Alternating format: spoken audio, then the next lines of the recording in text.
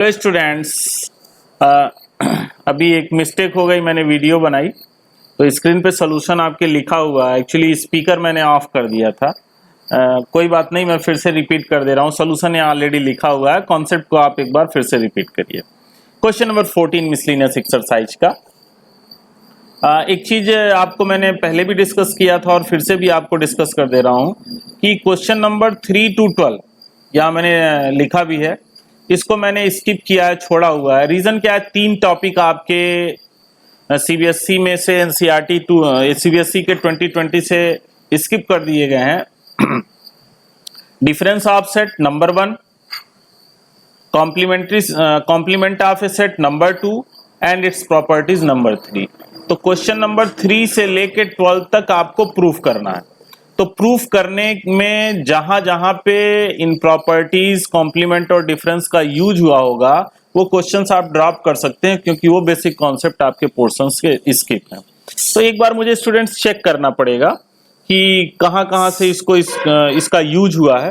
तो मैं एक बार चेक करके और जहां पे उनका यूज नहीं हुआ उन क्वेश्चंस को 2020 के सिलेबस के अकॉर्डिंग मैं आपको स्टडी करा दूंगा। ओके, हम 13 और 14 क्वेश्चंस पे आते हैं। 13, 14, 15, 16 ये 4 क्वेश्चंस आपके वर्ड प्रॉब्लम पे, इन पे हम लोग डिस्कस करेंगे।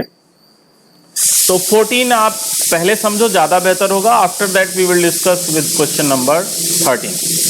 क्वेश्चन नंबर 14 आपकी स्क्रीन पे है। In a group of students, 100 students knows Hindi. एक स्टूडेंट्स का ग्रुप है जिसमें हिंदी जानने वाले स्टूडेंट्स की संख्या 100 है, and 25 knows and 50 knows English, और इंग्लिश जानने वालों की संख्या 50 है, एंड 25 नोज बोथ, और जो हिंदी और इंग्लिश दोनों जानते हैं उनकी संख्या 25 है। अब आगे ये जो पॉइंट है वो बहुत इंपॉर्टेंट और नोटिसेबल पॉइंट है। पहले भी इसका मैं डिस्कस किया था, फिर कर रहा हूं। जब कभी भी किसी वर्ड प्रॉब्लम में 2 या 2 से अधिक सेट का डिस्कशन किया गया हो, फिर से मैं रिपीट कर रहा हूं, जब किसी वर्ड प्रॉब्लम में 2 या 2 से अधिक सेट का डिस्कशन किया गया हो, ठीक, और उस सेट के जितने भी एलिमेंट्स हैं वो किसी न किसी सेट में आते हो, पहले सेट में, दूसरे सेट में, तीसरे सेट में, जो भी सेट हो, जैसे यहां पे 2 सेट हैं, तो इस सेट में जो टोटल नंबर ऑफ एलिमेंट है, जिसे आप एनयू कहेंगे, उसमें से इन सारे में जितने भी एलिमेंट्स हैं वो या तो हिंदी या तो इंग्लिश, दोनों सेट में से हैं। कोई ऐसा एलिमेंट्स नहीं है कि जो न हिंदी वाला हो न इंग्लिश वाला हो, ठीक है। तो उस केस में एनयू का कॉन्सेप्ट बनता है जब कुछ एलिमेंट्स ऐसे हैं कि जो ना हिंदी के हैं ना इंग्लिश के, तो एनयू आपको टोटल नंबर ऑफ एलिमेंट के केस में ध्यान देना होता है। और अगर सारे के सारे एलिमेंट्स जितने एनयू में है वो एच या ई या जो भी गिवन सेट है उसमें जरूर किसी न किसी में है, तो वहां पे एनयू और एन एच यूनियन ई सेम होता है, इक्वल होता है। यहां वही चीज कही गई है, each of students knows either Hindi और इंग्लिश। प्रत्येक स्टूडेंट जितने भी इस ग्रुप ऑफ स्टूडेंट्स में है वो या तो हिंदी या इंग्लिश जानते हैं, यानी एनयू में ऐसा कोई एलिमेंट नहीं होगा जो न हिंदी जानता हो न इंग्लिश जानता हो। तो पूछा क्या जा रहा है, how many students are there in group, group में टोटल नंबर ऑफ स्टूडेंट्स कितने हैं। तो इस केस में जो एनयू होगा वही एन एच यूनियन ई होगा। ओके स्टूडेंट्स, अब एन एच यूनियन ई का आप सिंपल सा फार्मूला जानते हो, N H plus N E minus N H intersection E. N H 100 है, एन ई 50 है, एन एच इंटरसेक्शन ई 25 है, सब्ट्रैक्ट कर देंगे 125, यानी कि जो total number of students group में है जिनका डिस्कशन किया जा रहा है वो है students 125। That is the exact and complete solution of question number 14. Now we will discuss with the question number 13.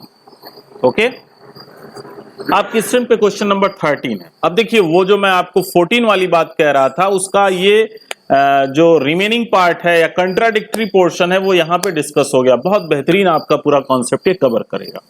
आपकी स्क्रीन पे क्वेश्चन नंबर 13 है स्टूडेंट्स, देखें। In a survey of 600 students in a school, एक school में 600 students के ऊपर सर्वे किया जा रहा है। सर्वे में क्या हो रहा है, 150 students were found to be taking tea. जब उनसे 1 बाय 1 पूछा गया उन 600 बच्चों में से, तो 150 स्टूडेंट्स ऐसे हैं जिन्होंने ये बताया कि मैं चाय लेता हूं, एंड 225 टेकिंग कॉफी, और 225 बच्चों ने ऐसे बताया कि मैं कॉफी डेली लेता हूं, एंड 100 were taking both tea and coffee, और 100 बच्चों ने ऐसा बताया कि मैं चाय भी लेता हूं और कॉफी भी लेता हूं।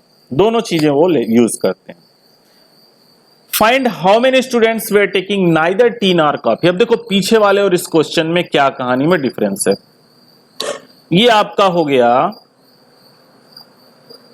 टी लेने वाले 150, कॉफी लेने वाले 225 और जो दोनों लेते हैं वो 100।